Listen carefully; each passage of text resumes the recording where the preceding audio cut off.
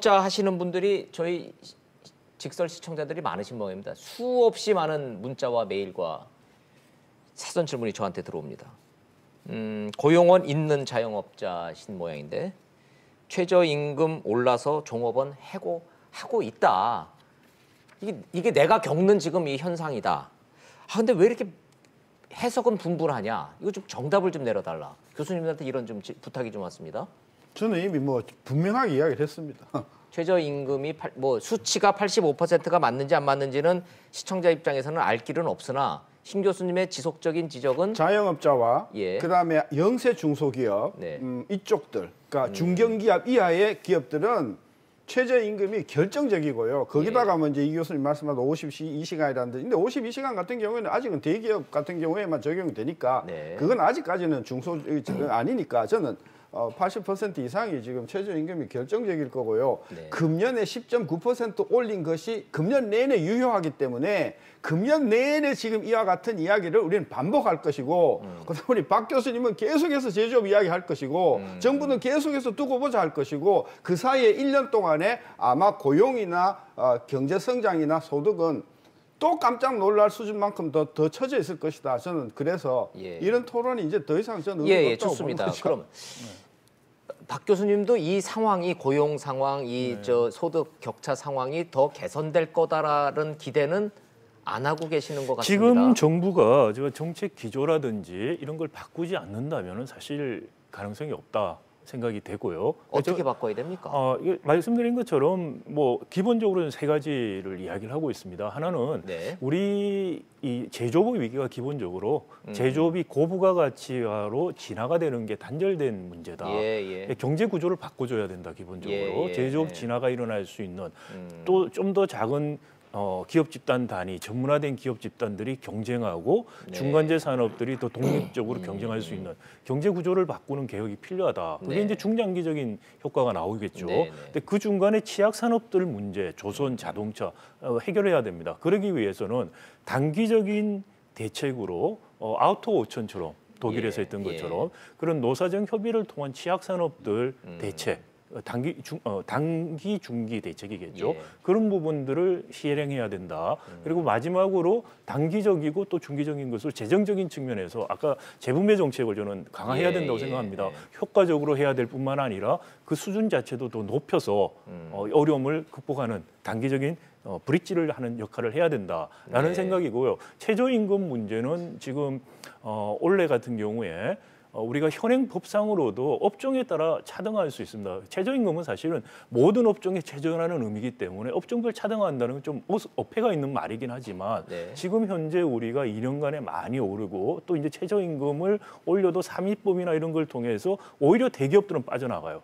그런데 중소기업이나 자영업들은 그럴 여지가 없어요. 그래서 업종별로 차등하게 당분간 최소한 몇 년이라도 가는 그런 정책들이 필요하다라는 생각이고요. 신 교수님 말씀하신 것 같이 최저임금 때문에 작년까지 또는 앞으로의 경제를 저는 설명을 결코 할 수 없다. 좋습니다. 그리고 자영업 고용은 줄어드는 거 최저임금 효과가 제가 작년부터 일관되게 말씀드렸습니다만은 올 작년 연말부터 나올 거라고 말을 했고요. 원래 지속적인 나쁜 효과가 나올 것이다. 엎친 데 덕친 격이 될 것이라는 말씀은 계속 드렸다는 말씀 제가 한 번 더 드리고요. 또 하나는 좀 지적하고 싶은 것은 자영업에서 고용원을 줄이는 이유 중에 하나는 기술적인 측면도 있습니다. 일본 같은 경우에 지금 일감이 모자라죠. 사람들이 모자라죠. 일감이 모자라는 게 아니고. 그런데도 불구하고 보면은 소매업에 가면은 이렇게 들어갈 때 미리 이렇게 주문을 해서 뽑아서 들어가서 주문하게 하는. 키오스크 형식으로. 그래서 우리도 그게 많이 도입되고 있어요. 그런 기술적인 변화 측면에서도 레이버 세이빙하는 것들이 자영업에도 굉장히 많이 지금 도입되고 있는 측면. 그런 부분들까지 좀 고려할 필요가 있다. 그래서 최저임금이 올라서 지금 한국 경제가 어려워지고 문제가 있다. 이건 너무나 단순하고 그럼 최저임금 다 돌리면 우리 경제 좋아질까요? 좋습니다. 그럼 최저임금이 최소한 주범은 아니란 말씀인데 저 자영업자들이 대통령 만나서 다 좋다 지나간 거는 올해는 동결시켜달라고 요청을 했는데 대통령이 미안하다. 근데 최저임금 올라가는 거는 장기적인 이건 추세다. 이렇게 말씀하셨단 말이에요. 맞습니다. 동결은 정부로서는 할 수 없다라는 메시지로 전달되는 거 아닙니까? 근데 자영업자의 경우에 우리 학자들이 말하는 거고 자영업자들이 하는 사람들이 예. 그게 현장의 목소리 아니겠습니까? 예. 우리가 현장의 목소리에서 그 사람들이 어렵다 그러면 진짜 어려운 거예요. 한번 보십시오.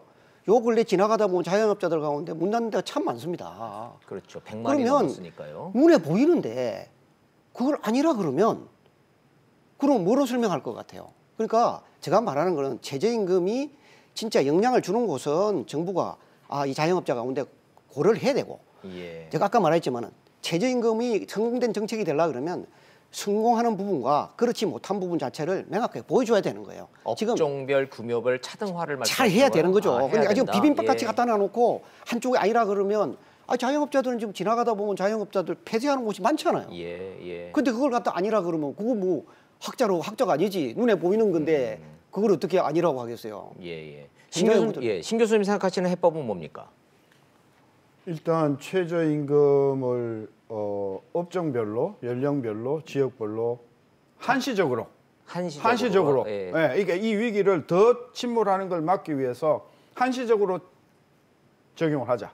차등 적용하자. 그리고 가능하면 한시적인 가운데에서도 특별히 아까 이 교수님 말씀 맞다나 어렵다고 하는 부분에 있어서는 최저임금을 올릴 수 있는 한도를 상한을 정해서 더 이상 올리지 못하도록 가이드라인을 앞으로 최소한 3년 또는 뭐 여러 가지 조건을 붙여서 저는 그 가이드라인을 붙여서 동결이 어렵다고 하면 올라갈 수 있는 범위를 예컨대 3% 또는 5% 또는 물가 상승률 이렇게 해서 이 자영업들이 일단은 희망을 가지고 숨통을 돌릴 수 있는 정도의 한시적인 조치는 매우 시급하다고 보는 거죠. 뒤집어 얘기하면은 최저임금만 조금 손대도 하위 20%의 소득 이 추락은 막을 수 있다고 보십니까? 저는 속도를 많이 둔화시킬 수 있다고 있을 것이다. 시간이